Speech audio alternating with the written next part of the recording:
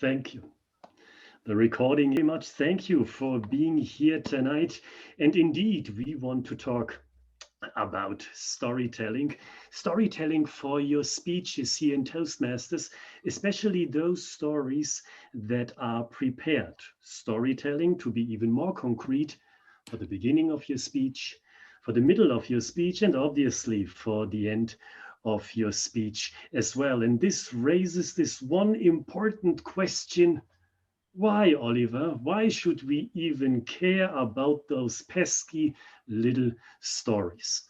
My answer is we should care about stories because stories make the audience, your audience, care. And I feel there is a tendency in Toastmasters that people, at least some of them, think when I have a speech scheduled, I also get the undivided attention of the audience as well. And of course, this isn't true. But when you think like this, what happens, usually, at least in my opinion, is people explain their stories with a logical argument, with technical terms, probably with buzzwords, or they go all philosophical. And interest and caring dies with this kind of story or non-story. And storytelling, on the other hand, does the opposite. It doesn't explain, it makes you feel by throwing the audience right into a situation as if the audience was there. And when the audience feels, the audience does care. This is an old storytelling saying. If the audience feels, the audience cares. This may be abstract, so I would like to give you a short example. Well, you could try to explain at the beginning of your speech, and then you could say something like this. You could say, well, my fellow Toastmasters, as you know, I'm working in the financial industry, and today I would like to show you, to tell you how money really works. And many of you would think, oh my goodness, here we go. It's almost like a university lecture. Boring. This beginning screams as if it would like to say, now I'm going to explain to you something. But you could do it differently. You could use a story with the very same topic, and then you could say, my dear fellow Toastmasters, please take a walk with me through the revolving doors and into the eye-pleasing lobby of Deutsche Bank's Twin Tower on the first day of my work there. And you know what? What you and I don't know yet, our trust in money will be shaken forever. I think you see the difference. This second approach, the storytelling approach, throws the audience right into a situation. It addresses the five senses, and you feel as if you are really there. And I think this makes the audience care if you can package it right. And because time is on short supply, and because I already gave an example for a beginning, I would like to begin, of course, at the beginning, and would like to show you what a story for the beginning should contain. And for that, I have a slide, or even more slides, more than one prepared. And I hope it will show up now. So, a storytelling for the beginning should contain this thing first. It should personalize. Again, remember what I just said as an example story. I said, my fellow Toastmasters, please take a walk with me through the revolving doors into the eye-pleasing lobby of Deutsche Bank's Twin Tower on my first day of work there. Right from the get-go, meaning from the first sentence, you introduce the audience as a participant in the story. And I would like to advise you to do that for your upcoming speeches, when you would like to include storytelling. Or in other words, you make the audience identify with one person, or rather with one character in this story. You can do it in various ways, either in the way I just shown you, or you could say, now imagine, my fellow Toastmasters, dear guests, imagine you were in my position going into Deutsche Bank's lobby at the Twin Towers. You could do it like this. Or you could skip this altogether and say, imagine me on my first day at yada, yada, yada. When you would like to do it this third way, watch out to make it very, very personable and relatable. For instance, say, oh, my hands were so sweaty when I pushed that revolving doors into the lobby. You are not the superstar, you are more of the human person with weaknesses. You are nervous, which shows in sweaty hands, which addresses the senses again. So if you want to do the third option, talking about you and you yourself, make yourself relatable in that story. So personalize for identification, but also for setting the stage.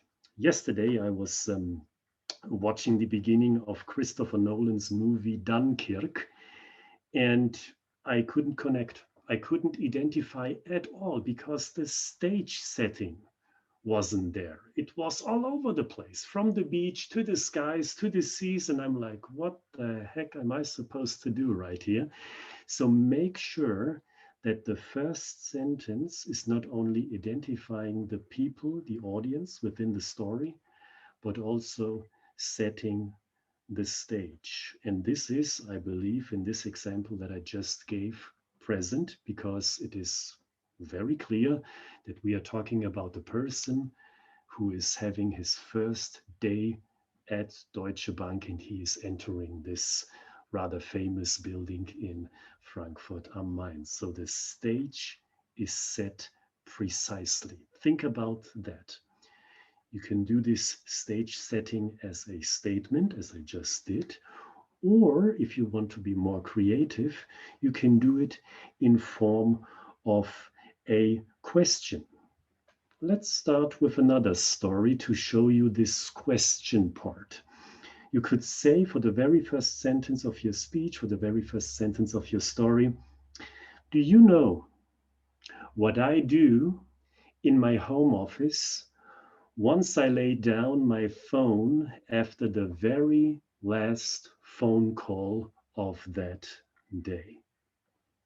One question, you pull the audience in because you address them directly and you set the stage. Again, you know exactly what you should imagine in your mind. There is some person who is obviously some sort of a business person doing cold calls in his home office.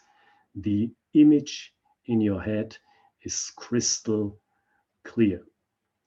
And when you put it as a question, this stage setting, there is one crucial element, one very crucial element, I think, which is so vital for a good story. The sentences of your stories always leave a missing link. Again, the question, do you know what I do in my home office once I lay down my phone after the very last cold call of the day? Obviously, you don't know. Ah, voila, you have the missing link. If you would know all information right from the get-go, then there is no tension left. And when there is no tension, people don't care anymore. Oh, okay, I know he's doing X, Y, and Z. So story complete. Thank you. Bye. So always make sure that throughout your story, there is always a thing missing, which entices you to listen to the next sentence. We always say in the acting world, we have to earn our next sentence, our next scene. We have to earn that. And we earn that because we leave certain elements out so that the people want to know, what is it? What is it? So far we have, please personalize your story from sentence one. Talk about persons that do something for identification. Set one clear stage. Where are we? What are we doing there? And you can do this in form of a statement or in form of a question. Now what you should do next for the beginning of a story. You have to tease a problem through a contrast. I will explain in a moment. There has to be a problem, because when you just talk about, oh, it was such a great day on my first day of work at Deutsche Bank, nobody cares, because there is no problem. If there is nothing exciting coming in the second story example, what do I do after I do my last cold call? If there is nothing exciting coming, people will be disappointed and they won't care anymore. So the second sentence I advise you to do for your Toastmaster speech, the second sentence already has to include some teasing of a problem. And this could be done in the following way. Again, do you know what I do in my home office? Yada, yada, yada. So what do I do? Teasing the problem. I leave my professional self behind, press play on my video game console, and I indulge on my most basic instincts. Wow, you wouldn't expect that. There you have the contrast. First sentence, professional setup, some sales guy or saleswoman obviously doing cold calls, all professional. And then the second sentence, something doesn't fit right here, because all of a sudden the person talks about leaving his professional self behind, playing a console, and indulging in basic instincts. What the heck is going on? There is a contrast, and this contrast creates interest. Why? I believe we are, as humans, pattern-seeking individuals. We want an explanation. And this contrast puts a question mark there, and we want that question mark erased. So second sentence, tease a problem, a contrast, through a contrast. So what next? Third sentence, what shall we do? What shall we do? We should state our opinion. I believe every good Toastmaster story in the history of Toastmasters had a clear message. And I believe that message should be right at the beginning. So I propose in this structure that you use it on the third sentence after you have personalized your story, after you have introduced some sort of conflict, some sort of problem through a contrast. State your opinion. And you could do it for this story like this. Well, here, my fellow Toastmasters, you can see one of my core beliefs in action, and that is you feel the most in touch with yourself when you explore your primeval urges. Again, there is controversy in the air, because now you make it clear, you make the hammer drop. Okay, you say, and signal to the audience, this will be the topic of your speech. This will be the issue, the topic of your story. You say, dear Herr Grytzmann, you say that we as humans just feel in touch with ourselves completely once we indulge in these primeval urges and these primitive things that we harbor deep inside in us. And you can tell this is somewhat controversial, because we don't want to be seen as primeval or primitive. No, we are so sophisticated. And now you are telling us the exact opposite. Unheard of. You see, you begin to get the audience drawn into your story, because you have something emotional, something somewhat controversial to tell. And now the people most likely want to know, How do you get something round out of this topic that you just teased? Fourth and final point for the story of the beginning, or for the beginning rather, obviously connect to the audience. Because it's all fine and dandy if you talk about yourself, but at some point you have to connect the stuff that you are talking about to the audience. Continuing with the example I'm just going through, for this point you could say, well, and because I believe everyone hears a voice from within themselves deep down inside, let's see why we all should listen to that very voice. It's not something that just I believe and I experienced. I connect my experience to all of you because I believe deep down in my heart you are the same as me and vice versa. So, for the very last sentence of this beginning story, if you will, just connect your issue, your topic, to the audience. These 4 points I give you for the beginning of a story. Make it personal. Please make it personal. Don't explain, don't go into the abstract. Please do it on the personal level. Talk about people, characters that do stuff. Tease a problem. There is a contrast between X and Y, and you just shortly hint at it. State what your opinion is. What will this speech be all about? And then connect your issue that you just raised to the whole of your audience. And I think you already can sense that this beginning part is the most important part of all storytelling in Toastmasters, but also when I stand on stage and do acting and the like, because in this beginning, you set your path. Once you set your path, you cannot deviate, which happens, at least in my experience. In the middle, people go left and right and left and right, and then they lose track of what they were saying in the beginning. Don't do that, but choose wisely. For the beginning of your story, your task or the objective is setting a path. And once you have established your path, you cannot deviate from it. You have to run this one message that you just announced from the very beginning to the very end. Otherwise, people will get confused.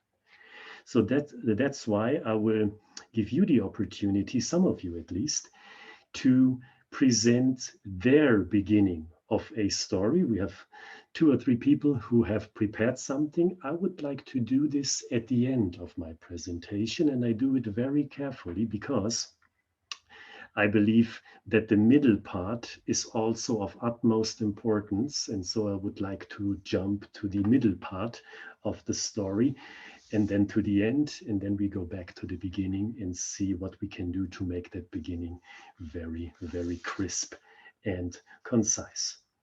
So, concerning the middle part, what is the objective here? I believe the objective in storytelling, be it on stage, be it on Netflix, be it in Toastmaster speeches, is not to lose the audience. And I believe this is what most often happens. Toastmasters lose their speeches in the middle.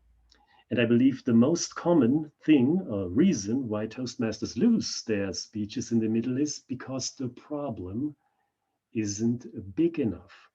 The beginning sounds good, but in the end, the problem isn't big enough. The problem doesn't carry the speech up to the end of the Toastmasters speech.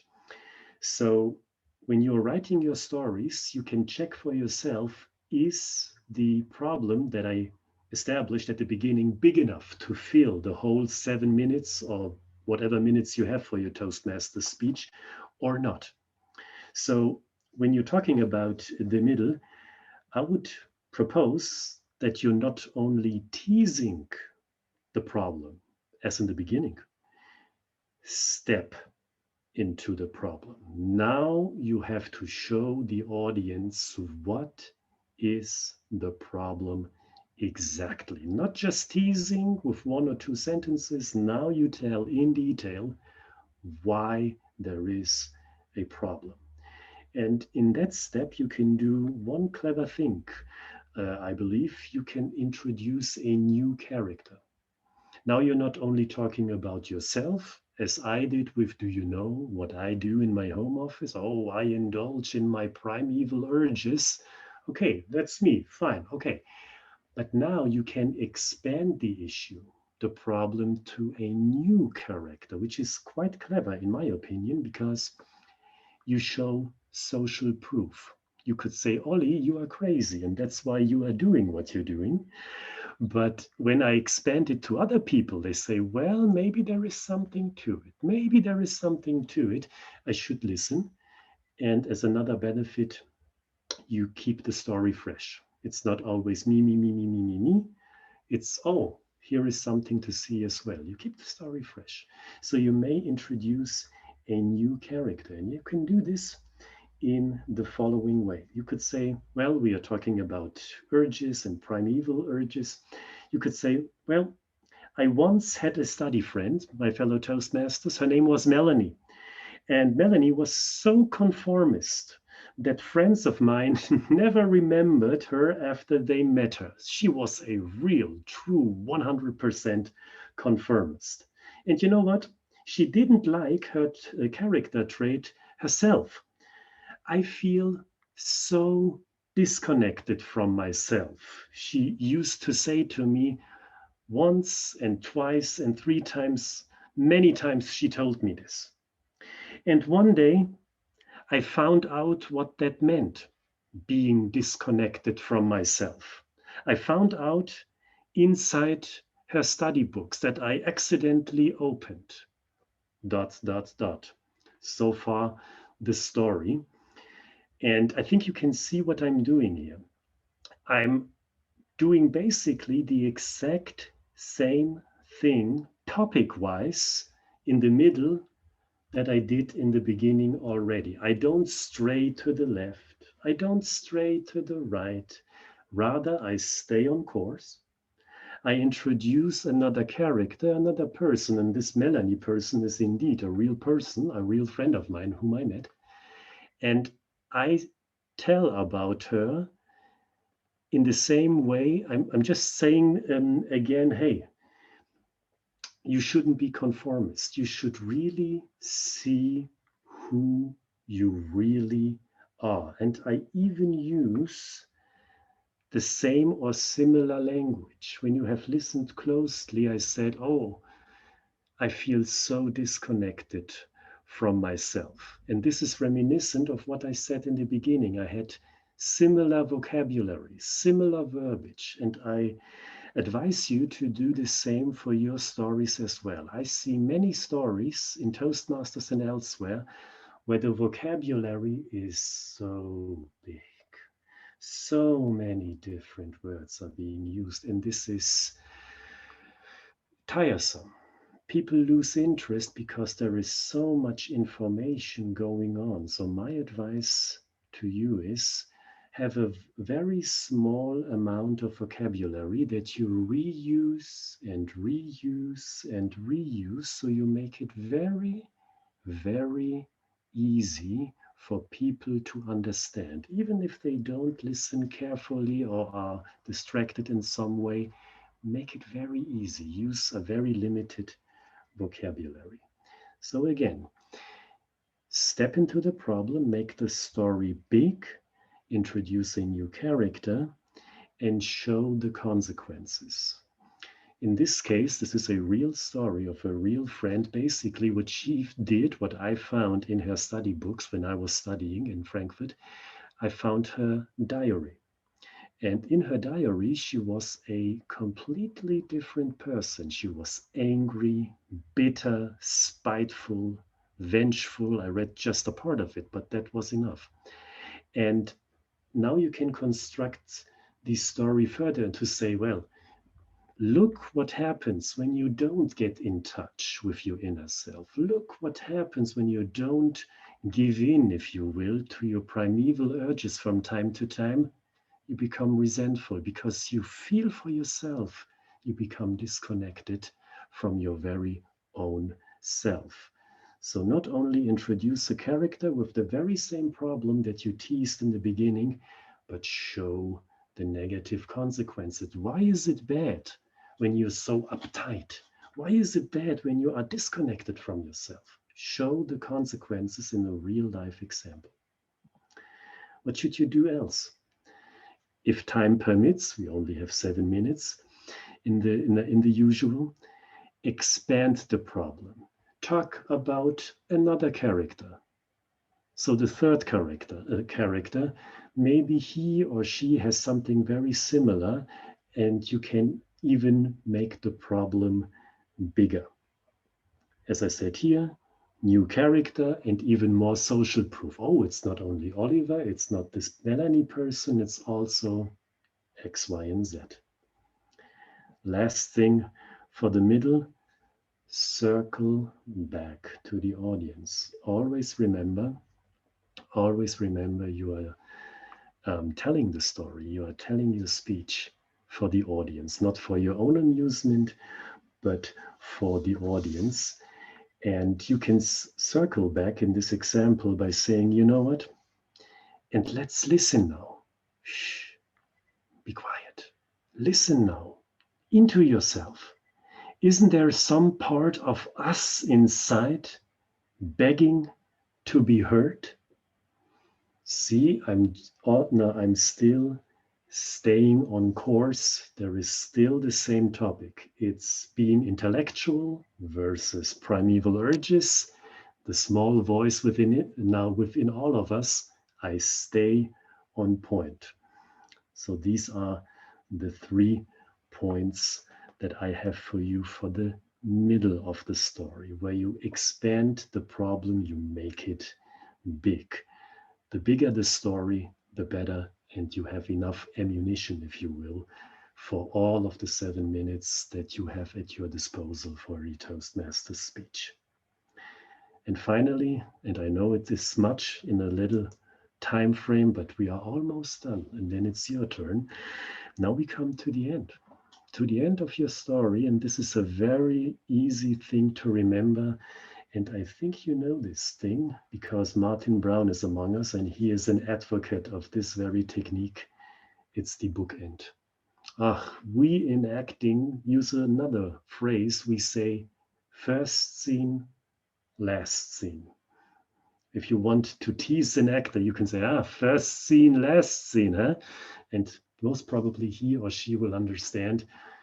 What that means is you just go back to the beginning and you make the story circular, if you will. As you begin, you leave the story and it feels round and wholesome. You could say, for instance, in this example, my fellow Toastmasters, do you remember my intro? When I talked about leaving my professional self behind, when I talked about indulging myself and my basic instincts, and what have may sounded strange for you at the beginning of my speech now sounds plausible. And now my advice to you is get in touch with yourself by finding your urge that you need to indulge in beginning tonight. Basically, you go back to the beginning, you say it a little bit differently, and you end in a call to action. Or rather, because at the end of the day, you want that the people will do now something through your story, through your speech. So always have a call to action prepared. And finally, and then it's your turn to get back to the beginning of the story. I forgot something. I forgot something, and I believe I know why I forgot something, because this is coming from Joseph Campbell, The Hero's Journey. And I don't like The Hero's Journey because I don't know any actor who plays according to the hero's journey. But this hero's journey nevertheless has some element that is absolutely vital. And that is the solution, of course. And this is what I forgot. You need, as Joseph Campbell says, an elixir. The elixir that is the solution to all the problems. In the middle, you make the problem huge, big, inescapable. You talk about Melanie, you talk about this guy. Every one of these people has this nerve-wracking problem and they don't and cannot escape. And then you say, you know what? I felt the same way as you probably felt the same way too. But then the solution fell into my hands and I would like to share it with you. It happened to me when? And then you go into the solution. You have built so much pressure, so much problem, so much pain. And then you get the magic elixir. And this is a nice phrase. You can remind yourself and write it down. Joseph Campbell's The Hero's Journey talks about the magic elixir, the magic drink, if you will. That is the solution to all the problems. And once you have established that magic elixir of Joseph Campbell and The Hero's Journey, then you come back to the storytelling for the end and you do the book end. All right, 30 minutes have passed. We have 15 minutes, which is quite nice. So we have time to hear some of your stories. The stories for the beginning of a speech. And I would like to do this in the form of an exercise. And the exercise goes as follows. Please listen to the story for the beginning of the speech that we are about to hear. And ask yourself for the beginning, do you care? And why? And you can do so, and we will have a feedback session after we hear the story. You can name an element that you heard in this workshop, in this small workshop, or you can come up with an element that you liked and that did cause you to care apart from the elements I just established. Just name something. Why did you care, or did you care at all? And do you think that this story that we hear at the beginning of a speech contains a problem that is strong enough that it carries through the whole 7 minutes of a speech? Yes, no, and why? So this is the exercise. I will leave this slide on while we hear the story. I just want to remind you, when you write a story for your speech, this is the most important part because you establish a setting, you tease at a problem, you state your opinion that is ideally somewhat controversial, that people's feelings will be aroused, and you even connect your issue, your opinion, to the whole of the audience. This is the cornerstone of your story. If this falls flat, everything falls flat. So please take special care that this sticks, this beginning of the story, with these 4 elements that I gave you in my structure. And that's why I would like to hear some beginning stories, if you will. And we are all invited to closely listen according to the exercise. All right, now I have talked enough. Martin, can you hear me? And would you like to give the beginning story of your speech that we talked about a couple of days ago? I would be delighted, Oliver. Awesome. So are you the ready? Stage is yours. This isn't going to be your classic story, however. Probably not, but let's begin. Let's do it.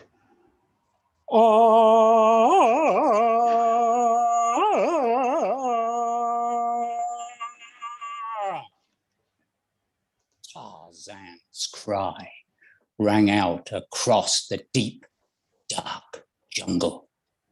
He had a grip like steel and was immensely good-looking.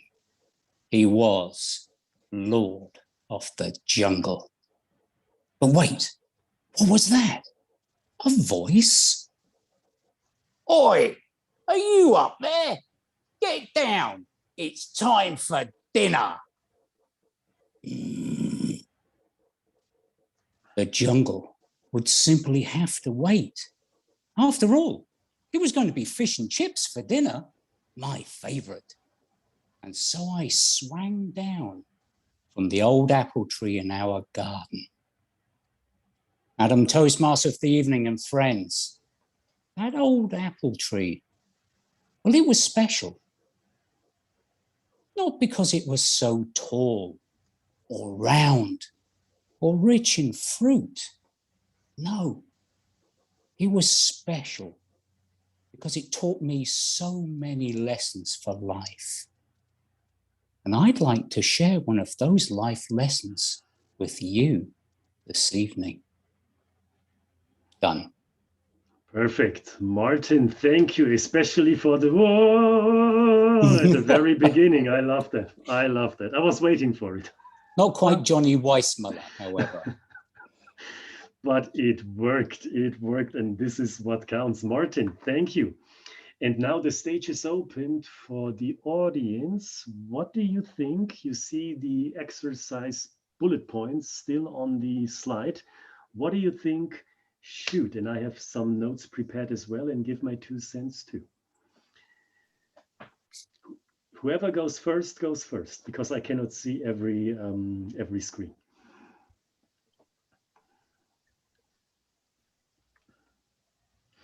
It is definitely intriguing and teasing and leaves a lot of space for imagination and leaves me very curious what is coming next.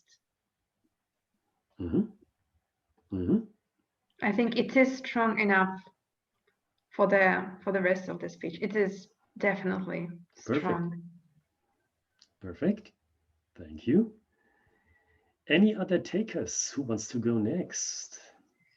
Me. I was impressed from the acting to understanding and a lot of I'm gonna say mystery and tension, as you said, and then with simple words like "it's time for dinner." This is where it was nailed down the situation. So a lot of tension, and then it's time for dinner. So this is now all made up. And then when he had that, oh, fish and chips, my favorite, this made me understand it was about him, because still this wasn't clear. So incredibly like attention catching, and with very little words, you get the points. You don't need much. Indeed. So definitely, yeah, super strong. Indeed, super strong. If I may jump in, what I liked, personalization from the get-go, even in a crazy way, and I mean crazy in a positive sense right now. The crazy, who does that? Immediate interest. I immediately care because I want to know, what does this crazy quote unquote man in front up there wants to tell me? Instant hook. Great. And it even continues in personalization. Tarzan. Everybody knows Tarzan. Martin spoke it out, flat, strong, right from the get-go. I know what's up. I have a clear picture in mind because obviously most people know who Tarzan is. They heard the stories as a kid and so on. Then tease the problem through a contrast. I wrote it down.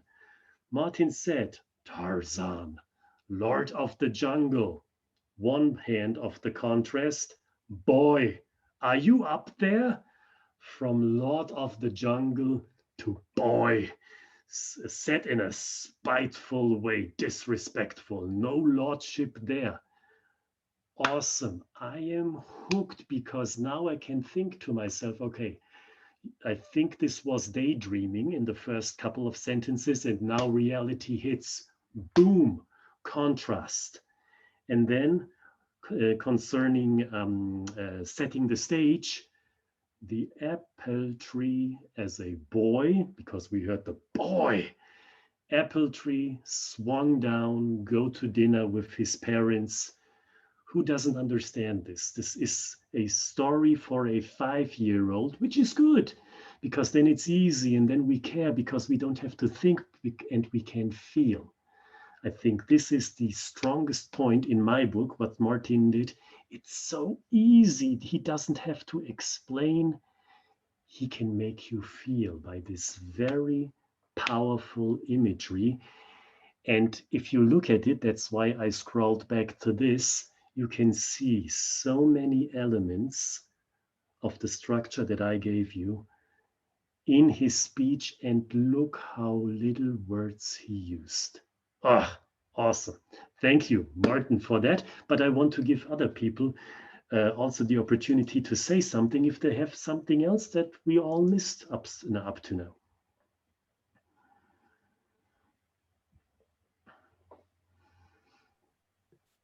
I think there is also some kindness about this story. I don't know what is it? The connection, I don't know, a bit of mystery, a bit of childhood, and it just really nice to hear for some reason. Yes, thank you. Thank you for the word mystery.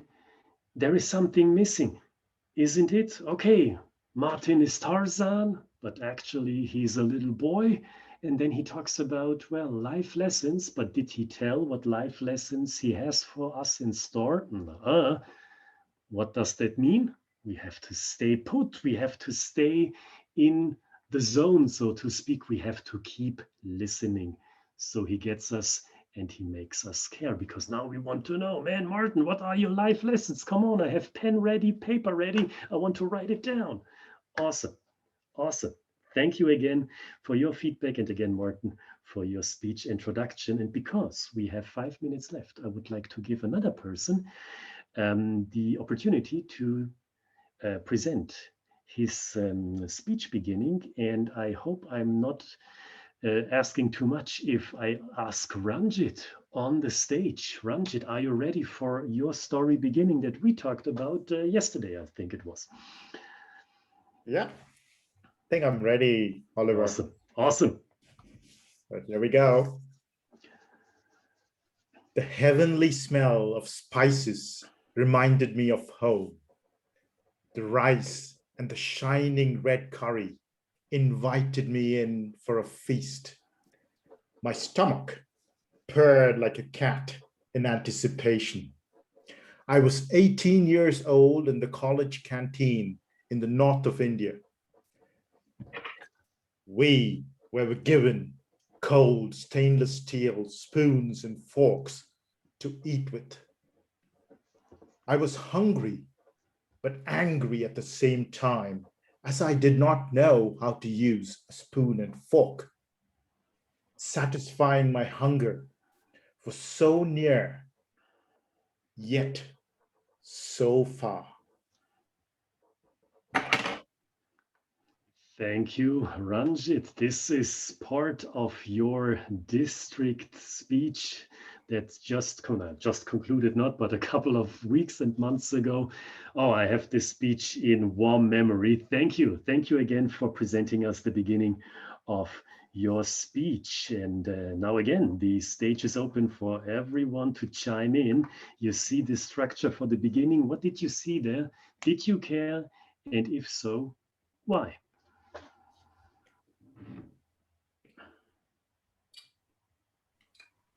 I would say that hunger is a fairly universal phenomenon. It's something that just about everyone can identify with. I have not had lunch yet. I spent the morning on a golf course and I am very hungry. So Ranjit, your opening got my attention very much. It made me want to go have Indian food actually. But no, hunger appeals to just about everybody. Mm-hmm. And do you think this is a story that could carry right through the 7 minutes because the problem is so strong? Well, at this point, I don't know what the problem is. Mm-hmm. He hasn't gotten to that yet, other than the fact that he doesn't know how to use a knife and a fork. Mm-hmm. So that's still coming, but he's got me following him. Perfect. Perfect. Thank you. Thanks indeed. What do the others think?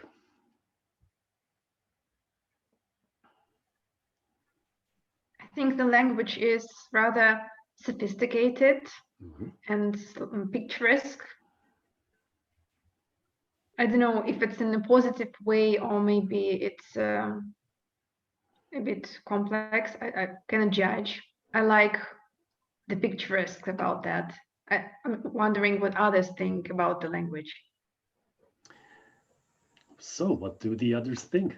Yep. To add up on what Daria said, it was vivid. It was vivid. I was in there, north of India, in the canteen, smelling, and that added a part. I think that was what for Martin, he had a vocal variety. For Dharanjit, that was the hook, because everybody has, like, if they're hungry, you distinctly remember the food that you smell. And I mean, I'm really sorry, Christopher. I think on the problem that he teased, I think that was it for me, the fork and the spoon, because then I was waiting for the exposition to come in, because he would tell us why or what's up. Like, there's a story behind that. Why can't this grown ass man use fork and spoon? So that, I think, was a clutch for me. And it was there. So my attention was already there because of the smell. And also, as Christopher, I'm actually really hungry too. So I was hangry with Ranjit there. And the clutch was there. And then the idea was there. So it was personalized. The problem was teased. His opinion was given. And the audience was also well connected. So I think he checked all the boxes that was told. But that's my opinion. And I believe this vivid speech, I know I'm just over time and I will wrap it up in 2 additional minutes. This flowery language is a double-edged sword, in my opinion. I like it. I like it too. I think it works. At least it works for me in this case. Just 3-4 days ago, I heard a Toastmasters speech who overdid it. It was reading like, or when I was listening to it, it was just like a novel.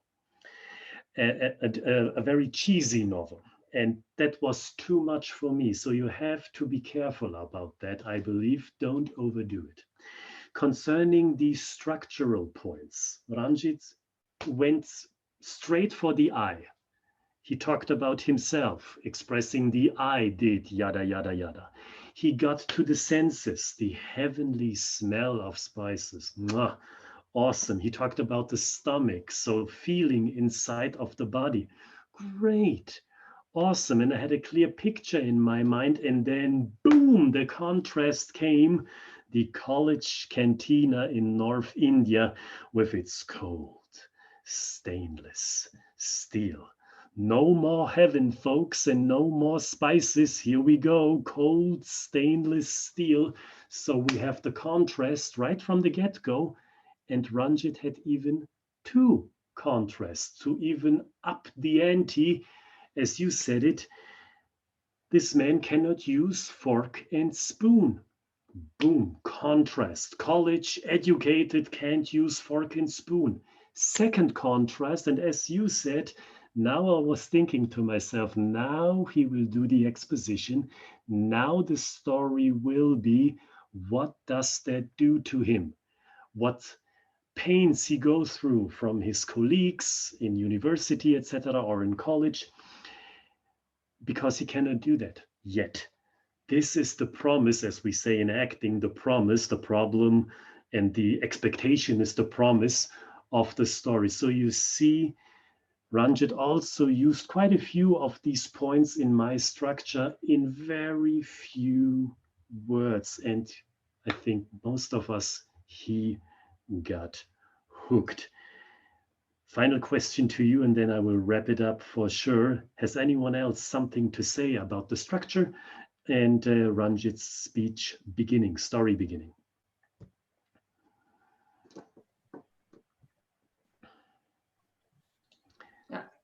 Maybe I only would like to say that it was very different from Martin's, who went directly to this scream and brought us to this with no words. And Ranjit instead was very descriptive, and he was describing the color of the curry, the smoke coming out of the heavily food, and so on. So it's impressive how you can get the same with a different hues of expression. But yes, indeed, it was a different style.